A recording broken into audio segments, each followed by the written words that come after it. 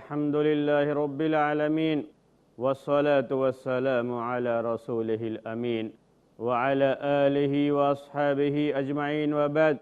معزز ناظرین، اللہ تبارک و تعالیٰ کے اسماء حسنہ کی شرح لے کر کے اس نئے ایپیسوڈ میں ہم آپ کی خدمت میں حاضر ہیں۔ اللہ تبارک و تعالیٰ کا ایک اہم نام الہادی، جس کے معنی ہوتے ہیں ہدایت دینے والا۔ پچھلے ایپیسوڈ میں آپ کے سامنے اس نام کے تعلق سے کچھ باتیں آئی تھیں، اس کی شرح کی گئی تھی۔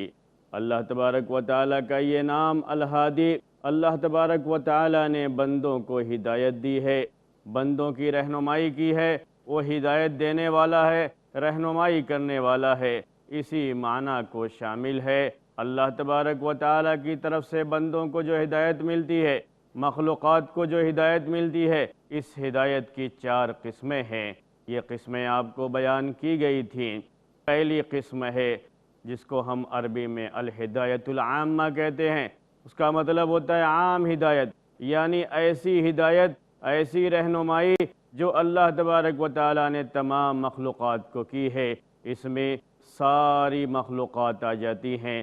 آپ دیکھتے ہیں کہ اللہ تبارک و تعالیٰ نے پرندوں کو، حیوانوں کو، اسی طریقے سے کیڑے مکوڑوں کو، ہر ایک کو ہدایت دی ہے۔ مچھلی کا بچہ جب پانی میں پیدا ہوتا ہے، پیدا ہوتے ہی تیرنا شروع کر دیتا ہے۔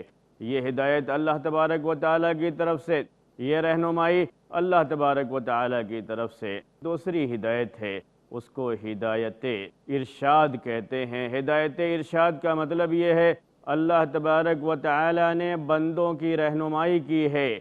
اس میں انسان اور جن شامل ہوتے ہیں، جو اللہ تبارک و تعالیٰ کے ایسی مخلوق ہیں، ایسے بندے ہیں جو مکلف ہیں، تو مکلف اس میں داخل ہوتے ہیں۔ اللہ تبارک و تعالیٰ نے سارے مکلفین کی، انسانوں اور جنوں کی رہنمائی کی ہے نیکی کے راستے کی طرف۔ اب یہ ان کا معاملہ ہے کہ اللہ تبارک و تعالیٰ کی اس ہدایت کو قبول کرتے ہیں یا قبول نہیں کرتے۔ یہ ہدایت کی دوسری قسم ہے۔ ہدایت کی تیسری قسم ہے جس کو ہدایت توفیق کہتے ہیں۔ ہدایت توفیق کا مطلب یہ ہوتا ہے کہ اللہ تبارک و تعالیٰ نے اپنے نیک بندوں کو حق بات کی ہدایت دی، حق بات قبول کرنے کی توفیق دی۔ یعنی اس میں صرف راستہ بتانا ہی نہیں ہوتا، بلکہ راستے پر چلانا بھی ہوتا ہے۔ اسی لیے اللہ تبارک و تعالیٰ کا ارشاد ہے اِنَّكَ لَا تَهْدِي مَنْ أَحْبَبْتَ وَلَكِنَّ اللَّهَ يَهْدِي مَنْ يَشَاءُ۔ آپ جس کو چاہیں ہدایت نہیں دے سکتے، لیکن اللہ تعالیٰ جس کو چاہتا ہے ہدایت دیتا ہے۔ یہاں ہدایت کا معنی صرف راستہ بتانا نہیں ہے، بلکہ ہدایت کا معنی یہاں پر راستے پر چلانا ہے، راستے پر چلنے کی توفیق دینا ہے۔ اللہ تعالیٰ جس کو چاہتا ہے سیدھے راستے پر چلنے کی توفیق دیتا ہے۔ یہ توفیق اللہ تعالیٰ کی طرف سے ملتی ہے۔ اگر اللہ یہ توفیق نہ دے تو کوئی بندہ ہدایت کے راستے پر نہیں چل سکتا۔ تو اللہ تبارک و تعالیٰ کی طرف سے یہ ہدایت توفیق ہے۔ چوتھی قسم ہدایت کی ہے کہ اللہ تبارک و تعالیٰ ہی بندوں کو جنت کی طرف ہدایت دے گا، جنت کی طرف رہنمائی کرے گا، ایسے ہی جہنم کا راستہ بھی ان کو دکھائے گا۔ جو جنتی ہیں، جنت کے راستے کی طرف اللہ تعالیٰ ان کی رہنمائی کرے گا، ان کی ہدایت کرے گا۔ قرآن میں اللہ تبارک و تعالیٰ کا ارشاد ہے الحمدللہ الذی ہدانا لہذا وما کننا لنہتدی لولا ان ہدانا اللہ، کہ جنتی لوگ کہیں گے جب جنت میں داخل ہو جائیں گے، کہیں گے کہ لاکھ لاکھ شکر ہے اللہ تعالیٰ کا، ہر طرح کی تعریف ہے اللہ تبارک و تعالیٰ کی، تمام تعریفیں ہیں اللہ تبارک و تعالیٰ کی، جس نے ہم کو اس کی ہدایت دی، اس کی توفیق دی۔ اگر اللہ تبارک و تعالیٰ کی طرف سے ہمیں یہ ہدایت نہ ملتی تو ہم ہرگز ہدایت یافتہ نہ ہوتے۔ تو جنت کا راستہ بھی اللہ تعالیٰ دکھاتا ہے، جنت میں کہاں جانا ہے، کون سی جگہ ہے، یہ ساری ہدایت، یہ ساری رہنمائی بندے کو اللہ تبارک و تعالیٰ کی طرف سے ہوگی۔ اسی طریقے سے ہر جہنمی کے لیے جہنم میں جانے کا راستہ اور جہنم میں کس جگہ اسے جانا ہے، کہاں اس کی جگہ ہے، یہ ساری ہدایت اللہ تبارک و تعالیٰ کی طرف سے ہوگی۔ اللہ تبارک و تعالیٰ کا یہ نام الہادی، اور اس نام سے متعلق یہ چند باتیں جو میں نے آپ کے سامنے پیش کی، اس کا تقاضا ہم سے یہ ہے کہ ہم ہمیشہ اس بات کو ذہن میں رکھیں کہ ہم ہم صرف لوگوں کو راستہ بتاتے ہیں، ہم راستہ دکھاتے ہیں۔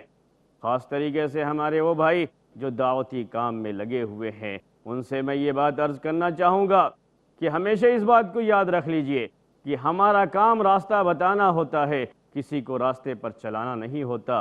ہم لوگوں کو سیدھے راستے کی دعوت دیتے ہیں، سیدھے راستے کی طرف ہم لوگوں کو بلاتے ہیں کہ لوگ سیدھے راستے پر چلیں، اسلام کے راستے پر چلیں۔ لیکن اگر کسی کے دل میں اس راستے پر چلنے کی امنگ آتی ہے، خواہش آتی ہے، رغبت پیدا ہوتی ہے، شوق ہوتا ہے، تو یہ اللہ تبارک و تعالیٰ کی توفیق ہے۔ اللہ تبارک و تعالیٰ کی توفیق سے اسے یہ چیز ملتی ہے۔ اس لیے کبھی بھی اپنے کسی بھی اس طرح کے کام پر کہ ہم نے کوشش کی اور ہماری کوشش کی وجہ سے کسی کی اصلاح ہو گئی، تو ہم یہ سوچنے لگے، اترانے لگے، تکبر آنے لگے کہ ہماری کوشش تھی، ہم نے اس کو ہدایت پر ڈال دیا ہے، ہم نے رہنمائی کی تھی تو اس کی وجہ سے اس کو ہدایت مل گئی۔ نہیں، اس کی وجہ سے نہ تکبر کرنا ہے، نہ ریاکاری آنی چاہیے، بلکہ تواضع اور انکساری ہونی چاہیے۔ وہ یہ کہ ہم نے کوشش ضرور کی تھی، لیکن یہ تو اللہ تعالیٰ کی توفیق ہے کہ اللہ تبارک و تعالیٰ نے بندے کی رہنمائی کی، اللہ تبارک و تعالیٰ نے اسے توفیق دی اور وہ صحیح راستے پر آ گیا، سیدھے راستے پر گامزن ہو گیا، اس کی اصلاح ہو گئی۔ اسی طرح سے یہ بات بھی ذہن میں رکھ لیں، یہ اس کا دوسرا پہلو ہے۔ دوسرا پہلو یہ ہے کہ اگر کسی بندے کو ہماری رہنمائی کے باوجود، ہماری کوشش کے باوجود اگر کوئی اسلام نہیں قبول کرتا ہے، سیدھے راستے کی طرف نہیں آتا ہے اور اس کی اصلاح نہیں ہوتی ہے، تو کبھی ہمیں دل برداشتہ نہیں ہونا چاہیے، پریشان نہیں ہونا چاہیے، کیونکہ ہمارا کام صرف راستہ دکھانا ہی ہے، راستے پر چلانا، ہدایت کی توفیق دینا، یہ اللہ تبارک و تعالیٰ کا کام ہے۔ اللہ تبارک و تعالیٰ سیدھے راستے پر چلاتا ہے، وہ سیدھے راستے کی توفیق دیتا ہے۔ توفیق دینا ہمارا کام نہیں ہے، راستہ دکھانا ہمارا کام ہے۔ ہم نے راستہ دکھا دیا، اگر کسی نے قبول نہیں کیا، اس کی وجہ سے ہمارے اوپر کوئی ذمہ داری نہیں آتی۔ اسی لیے آپ دیکھیں گے کہ بعض انبیاء کرام نے بڑی لمبی مدت تک اللہ کے بندوں کو اللہ کے دین کی دعوت دی۔ نوح علیہ السلام کے بارے میں تو سنتے ہی رہتے ہیں، پڑھتے ہی رہتے ہیں کہ 950 سال تک انہوں نے دعوت دی توحید کی، لیکن بہت کم لوگ تھے جو اس ہدایت سے بہرور ہو سکے، جنہوں نے اس ہدایت کو قبول کیا اور ہدایت کی ان کو توفیق ملی۔ بہت کم لوگ تھے، زیادہ لوگ ان کی اس دعوت کو قبول نہیں کیے اور انہیں توفیق نہیں ملی ہدایت کی۔ تو ہمیشہ یہ بات ذہن میں رکھیں کہ اگر کبھی ہماری کوشش، ہماری محنت کے نتیجے میں ہم دیکھتے ہیں کہ سامنے والا بات نہیں مان رہا ہے، ہدایت قبول نہیں کر رہا ہے، سیدھے راستے پر نہیں آ رہا ہے، تو ہمیں اپنے دل کو تنگ نہیں کرنا چاہیے، ہمیں پریشان نہیں ہونا چاہیے، اور اس کی وجہ سے کبھی بھی تنگ دل ہو کر کے اپنے اس کام کو چھوڑنا نہیں چاہیے، بلکہ لگے رہنا چاہیے۔ اللہ تعالیٰ جب ہدایت دے گا، اللہ تعالیٰ کی طرف سے جب ہدایت کی توفیق ہوگی تو اسے ہدایت مل جائے گی۔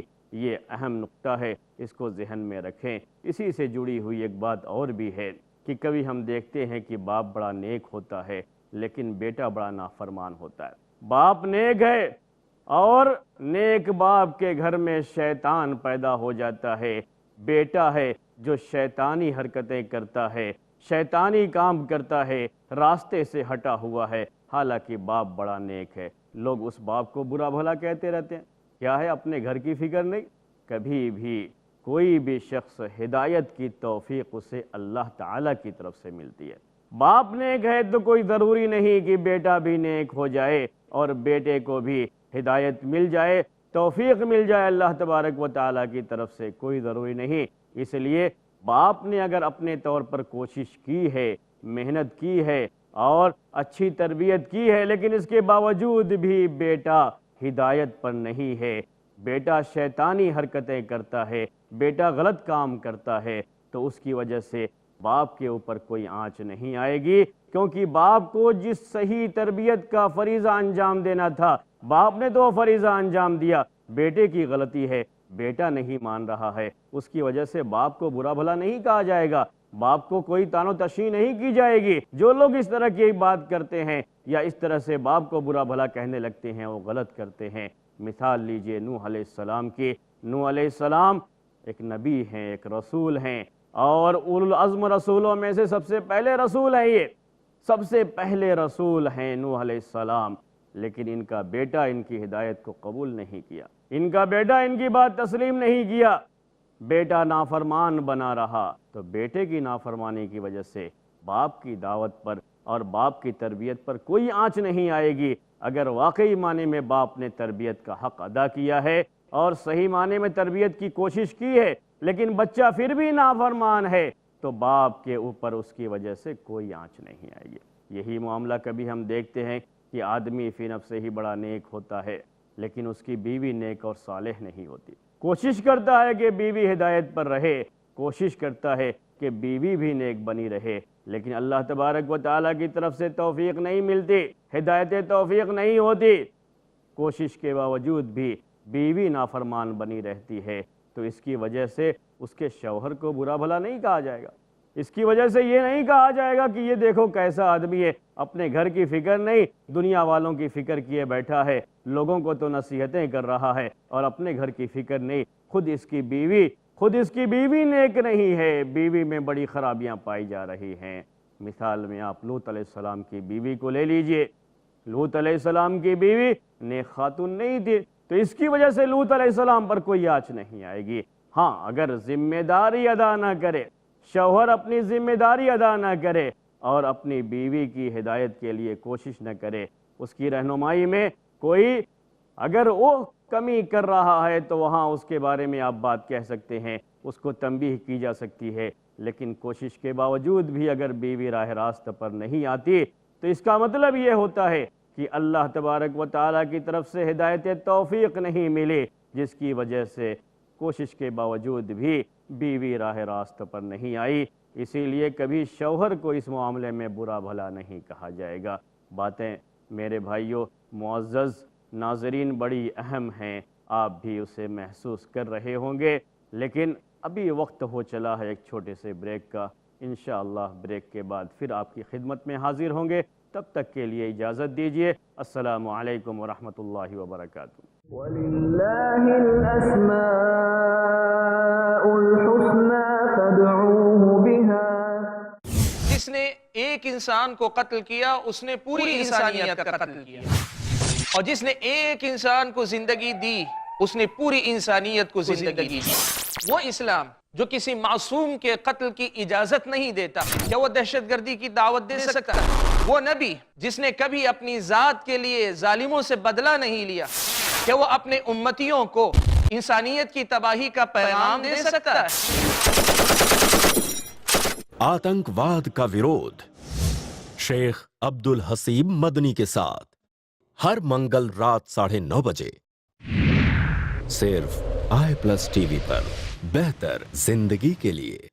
ملک کے سیاستدان، تاجر حضرات اور ساری عوام پریشان ہیں بڑھتی مہنگائی سے، غریبی سے۔ اگر آپ جاننا چاہتے ہیں ان تمام مسائل کا حل تو دیکھیں میرے ساتھ غریبی کا حل۔ جانیے شیخ محمد معاذ ابو قحافہ سے قرآن و سنت کی روشنی میں، ہر منگل دوپہر 3 بجے اور رات 9 بجے صرف i+ ٹی وی پر، بہتر زندگی کے لیے۔ اپنے DTH اور کیبل آپریٹر سے آج ہی سمپرک کریں۔ Free to year.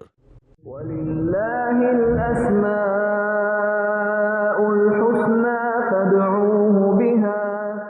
السلام علیکم ورحمۃ اللہ وبرکاتہ۔ معزز ناظرین، وقفے کے بعد پھر آپ کی خدمت میں حاضر ہیں۔ ہماری بات چل رہی تھی اللہ تبارک و تعالیٰ کے نام الہادی کے بارے میں، اور اللہ تبارک و تعالیٰ نے جو اپنی مخلوق کو ہدایت دی ہے اس ہدایت کی جو قسمیں ہیں وہ آپ کے سامنے بیان کی گئیں، اور اللہ تبارک و تعالیٰ کے اس نام پر ایمان کے جو تقاضے ہیں اس کے بارے میں بات چل رہی تھی۔ ان تقاضوں میں سے ایک تقاضا یہ ہے کہ ہم ہمیشہ اللہ تبارک و تعالیٰ سے توفیق کی ہدایت طلب کرتے رہیں، کیونکہ اللہ تبارک و تعالیٰ ہی ہدایت دیتا ہے، وہی توفیق دیتا ہے۔ اگر اس کی توفیق شامل حال نہ رہے تو کبھی ہم ہدایت پر باقی نہیں رہ سکتے۔ ہمیشہ اللہ تبارک و تعالیٰ سے ہمیں توفیق طلب کرتے رہنا چاہیے، اور جب ہمیں توفیق مل جاتی ہے تو اللہ تبارک و تعالیٰ کا شکر ادا کرنا چاہیے۔ اسی لیے اللہ تبارک و تعالیٰ نے ہمیں حکم دیا ہے کہ ہم ہر نماز میں نماز جو ایک انسان کے لیے ایک اہم عبادت ہے، اور ایک مسلمان جس عبادت کو روزانہ کم سے کم 5 مرتبہ ادا کرتا ہے، یعنی 5 وقت کی جو فرض نماز ہے، کم سے کم یہ تو اسے پڑھنا ہی ہے۔ اس کے علاوہ اور بھی جو سنن اور نوافل ہیں ان کی بھی پابندی اسے کرنی ہے، اسے بھی ادا کرنا چاہیے۔ لیکن فی الحال آپ 5 وقت کی نمازوں کو بھی لے لیجئے، جو فرض نمازیں ہیں، اگر یہ نماز بھی ایک بندے مومن ادا کرتا ہے، جو سب ملا کر کے 17 رکعت ہوتی ہے، پورے دن کی 5 نمازوں کی رکعات کی تعداد 17 ہوتی ہے۔ اب یہ 17 رکعات اگر کوئی بندہ پڑھتا ہے تو ہر رکعت میں سورہ فاتحہ پڑھنے کی تاکید آئی ہے، سورہ فاتحہ پڑھنے کا حکم دیا گیا ہے، اور سورہ فاتحہ میں بندے مومن کیا پڑھتا ہے؟ اہدنا الصراط المستقیم۔ اللہ تبارک و تعالیٰ نے یہ حکم دیا کہ پڑھو ہر نماز میں، نماز کی ہر رکعت میں سورہ فاتحہ، اور اس سورہ فاتحہ میں یہ آیت پڑھو، اہدنا الصراط المستقیم، اے اللہ تو ہمیں سیدھے راستے کی ہدایت دے۔ اس ہدایت سے کیا مراد ہے؟ یہ ہدایت توفیق ہے۔ اللہ تبارک و تعالیٰ نے اسلام کی توفیق دے رکھی ہے، اللہ تبارک و تعالیٰ نے سیدھے راستے کی توفیق دے رکھی ہے۔ اللہ تبارک و تعالیٰ کی توفیق ہی ہے کہ ہم اس کے لیے نماز کے لیے کھڑے ہوئے ہیں، اور نماز میں یہ دعا مانگ رہے ہیں، اہدنا الصراط المستقیم۔ اس لیے یہاں اہدنا کا معنی کیا جاتا ہے کہ اے اللہ تو اس ہدایت پر استقامت برت، یعنی ہمیں استقامت دے، ہمیں اس ہدایت پر جمائے رکھ، ہمیشہ اس ہدایت پر ہمیں باقی رکھ، ثبات قدمی نصیب فرما۔ یہ معنی ہے جیسے ہم قرآن کی یہ آیت پڑھتے رہتے ہیں، یا ایہا الذین آمنوا آمنوا باللہ ورسولہ، کہ اے وہ لوگوں جو ایمان لائے ہو ایمان لاؤ۔ جو پہلے سے ایمان لائیں اب وہ کیا ایمان لائیں گے؟ پھر ان کو ایمان لانے کے لیے کیوں کہا جا رہا ہے؟ اکثر یہ سوال آتا ہے، تو اس کا جواب یہی ہے کہ یہاں ایمان لانے سے مراد ہے ایمان پر ثابت قدم رہنا، ایمان پر استقامت برتنا۔ اس کے لیے ہمیشہ اللہ تبارک و تعالیٰ سے دعا کرتے رہنا چاہیے، اور یہ دعا سکھائی یہاں اللہ تبارک و تعالیٰ نے ہمیں کہ ہم یہ دعا کرتے رہیں، اہدنا الصراط المستقیم، ہم کو سیدھے راستے پر ثابت قدم رکھ۔ تو یہاں اہدنا سے مراد ہدایت دے، توفیق دے، یعنی یہ مطلب نہیں ہے کہ اللہ تعالیٰ تو ہمیں توفیق دے سیدھے راستے کی، کیونکہ اللہ تبارک و تعالیٰ نے توفیق دی، ہدایت دی، اسی لیے سیدھے راستے کو اختیار بھی کیا، اور نماز کے لیے کھڑا بھی ہوا، اور نماز میں یہ دعا پڑھ رہا ہے، اہدنا الصراط المستقیم، زبان سے یہ دعا بار بار ادا کرتا ہے، اہدنا الصراط المستقیم۔ مطلب کیا ہوا کہ ہمیں سیدھے راستے پر ثابت قدم رکھ، سیدھے راستے پر ثابت قدم رہنے کی یہ دعا ہمیں بار بار مانگنی ہے۔ کیوں بار بار مانگنی ہے؟ کیونکہ انسان کا معاملہ بھی بڑا عجیب و غریب ہے۔ کیوں عجیب و غریب ہے؟ اس لیے کہ یہ انسان کا یہ دل اللہ تبارک و تعالیٰ کے 2 انگلیوں کے درمیان ہے، جیسے چاہتا ہے اسے پلٹتا ہے۔ یہ انسان بڑی جلدی گمراہی میں مبتلا ہو جاتا ہے۔ آج سیدھے راستے پر ہے، صبح کیا تو سیدھے راستے پر ہے، شام کو سیدھے راستے پر رہے گا یا نہیں رہے گا پتہ نہیں ہے۔ شام کیا تو سیدھے راستے پر ہے، لیکن صبح میں سیدھے راستے پر رہے گا یا نہیں پتہ نہیں ہے، بڑی جلدی گمراہیوں میں مبتلا ہو جاتا ہے۔ اتنے فتنے ہیں، اتنی آزمائشیں ہیں کہ ڈر لگا رہتا ہے کہ کب انسان کے قدم ڈگمگا جائیں اور وہ راہ راست سے بھٹک کر کے گمراہی کی طرف چلا جائے۔ اسی لیے بار بار یہ دعا مانگنی چاہیے، اور اللہ تبارک و تعالیٰ سے یہ دعا کرنی چاہیے کہ اے اللہ تو ہمیں سیدھے راستے پر ثابت قدم رکھ۔ استقامت کا یہ راستہ بڑا کٹھن راستہ ہوتا ہے، اور بڑا مشکل معاملہ یہ ہوتا ہے، اس لیے کہ دنیا میں فتنے بہت ہیں۔ ایک ہمارا اپنا نفس ہے جو ہمیں برائیوں پر ابھارتا ہے، اور جس کی وجہ سے ہمارے سامنے ایک بڑا چیلنج ہوتا ہے ہدایت پر قائم رہنے کا۔ ایک شیطان ہے، ابلیس، اور ابلیس کی ذریت جو پوری کوشش میں ہر وقت اسی فکر میں لگے رہتے ہیں کہ کیسے ہم کو سیدھے راستے سے ہٹائیں اور ہمیں راہ راست سے بھٹکا کر کے گمراہی کی طرف لے کر کے چلے جائیں۔ بہت بڑا چیلنج ہوتا ہے شیطان کی طرف سے بھی، اس لیے انسان کا استقامت برتنا اور سیدھے راستے پر قائم رہنا، سیدھے راستے پر قائم رہنے کی یہ توفیق صرف اللہ تبارک و تعالیٰ کی طرف سے ملتی ہے۔ اللہ تعالیٰ ہی چاہے تو وہ بندے کو سیدھے راستے پر قائم رکھے، جس بندے کو ہدایت اللہ تعالیٰ دے دے اور توفیق دے دے، استقامت دے دے، سیدھے راستے پر جمے رہنے کی توفیق دے دے، تو یہ سارے چیلنجز اس کا کچھ نہیں بگاڑ سکتے۔ دنیا کے یہ سارے فتنے اس کے سامنے پھر کچھ بھی نہیں ہیں، کیونکہ اللہ تبارک و تعالیٰ کی توفیق اس کے شامل حال ہے۔ اسی لیے ہمیں یہ دعا سکھائی گئی، اور ہمیں بار بار یہ دعا اسی تصور کے ساتھ، اسی شعور کے ساتھ مانگنی چاہیے کہ اللہ تعالیٰ ہمیں استقامت عطا فرما، اللہ تعالیٰ تو ہمیں سیدھے راستے پر جمع دے، سیدھے راستے پر قائم رکھ۔ اللہ تبارک و تعالیٰ کے اس نام الہادی پر ایمان کا ایک تقاضا یہ بھی ہے کہ ہم جو اللہ کے بندے ہیں، جن کو اللہ تبارک و تعالیٰ نے ہدایت دے رکھی ہے اور توفیق بھی دے رکھی ہے، استقامت بھی دے رکھی ہے، ہمیشہ اللہ تبارک و تعالیٰ کا شکر ادا کرتے رہیں۔ ہم جتنا اللہ کا شکر ادا کریں گے، اللہ تبارک و تعالیٰ کی طرف سے استقامت اتنی زیادہ ہمیں ملے گی، توفیق اتنی زیادہ ملے گی۔ ہمیشہ اللہ کا شکر ادا کرنے والے بنیں۔ جتنا بھی ہم اللہ کا شکر ادا کریں کم ہے، کہ اللہ تبارک و تعالیٰ نے ہمیں یہ اہم چیز عنایت فرمائی ہے۔ اہم چیز کیا ہے؟ کہ اللہ تعالیٰ نے ہمیں ہدایت توفیق سے نوازا ہے، ہمیں توفیق دی ہے، اور اللہ تعالیٰ کی توفیق سے ہی ہم کوئی نیکی کرتے ہیں، ہم کوئی نیک کام انجام دیتے ہیں۔ جب کبھی بھی ہم کوئی نیک کام انجام دیں تو کبھی بھی ایسا معاملہ نہیں ہونا چاہیے کہ ہم غرور میں مبتلا ہو جائیں، تکبر میں مبتلا ہو جائیں، ریاکاری اور شہرت طلبی کا معاملہ ہو جائے کہ ہم ایسا کہنا شروع کر دیں کہ ہم نے یہ کام کیا، ہم نے یہ کیا، ہماری وجہ سے اتنے لوگوں کو ہدایت ملے۔ جیسا آپ بہت سارے سینٹر والوں کو اور بہت سارے اداروں کو آپ دیکھیں گے، سنیں گے، کیا کہتے رہتے ہیں؟ ہماری وجہ سے اتنے لوگ ہدایت پا گئے، اتنے لوگ ہدایت میں آ گئے، ہم نے یہ کام کیا، ہم نے یہ نیکی کی، ہم نے یہ مسجد بنوائی۔ اس طرح کی باتیں کہتے رہتے ہیں، یہ غلط طریقہ ہے۔ صحیح طریقہ کیا ہے کہ جب کوئی نیکی کرتے ہیں، نیکی کی توفیق ملی تو اس پر اللہ کا شکر ادا کریں، اور اللہ تبارک و تعالیٰ کا شکر ادا کرتے ہوئے اللہ تعالیٰ سے دعا کریں کہ اللہ تعالیٰ اسے قبول فرما لے۔ ابراہیم علیہ السلام اور ان کے بیٹے اسماعیل علیہ السلام نے جب خانہ کعبہ کی تعمیر کی تو خانہ کعبہ کی تعمیر کے وقت ان کی زبان سے دعا کیا نکلتی ہے، سنیے، بہت بڑا ادب ہے یہ اور ہمارے لیے بڑی نصیحت کی بات ہے۔